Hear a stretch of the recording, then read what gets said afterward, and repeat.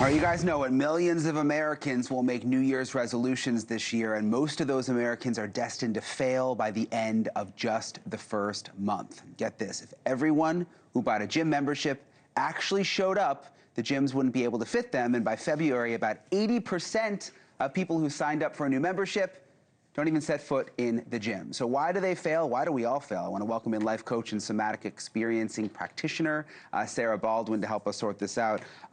Sarah, I mean, we want to keep the resolutions, you know, but like, what goes wrong? Why can't we keep up with it? Yeah, I think the number one reason is that most of us are trying to will our way towards the things that we're wanting or think the wishful thinking is enough. But the truth is, our autonomic nervous system is actually what's responsible for our ability to actualize the life we are desiring or not.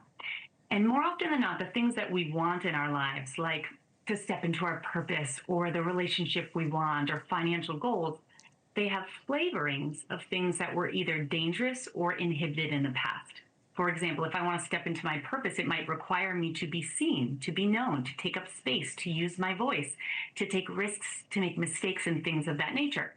So as I go to step towards that thing, my nervous system is going to stop me in the form of dysregulation or stuckness.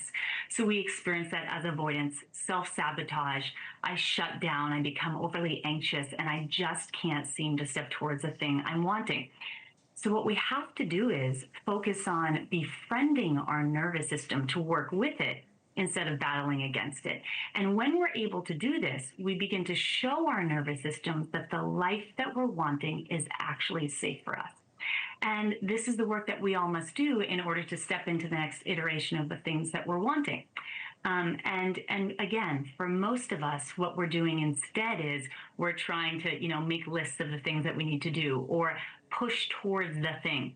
And over again, we experience this internal battle is what it feels like oftentimes.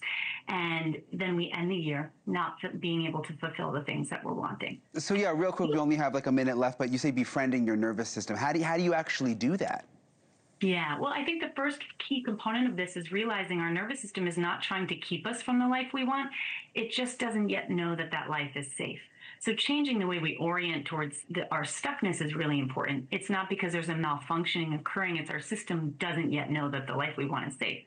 Then, number two, we have to bring consistent regulation to our nervous system. So consistent somatic practices. And then we have to give evidence. It's a data collector. So we need to show, not tell our nervous system consistently that the life we want is safe. And we do something that I call tolerable steps. So a tolerable step has two distinct features. It doesn't feel good, but you can complete it. And so we know we're onto something if I'm noticing I can complete this thing. It didn't feel good, but what happens is that gets stored in our internal database, and our nervous system starts to see, oh, maybe the life I want is safe for me. And if you do that in a repetitious way, all of a sudden you are able to actualize the things that you want. Yeah, it seems like repetition would be the key here. Sarah Baldwin, thank you so much for the advice, and Happy New Year. Thank you for joining us. Yeah, thank you for having me. Thank you for watching. Subscribe below and download our NewsNation app right now on your phone, and you will get fact-based, unbiased news for all Americans.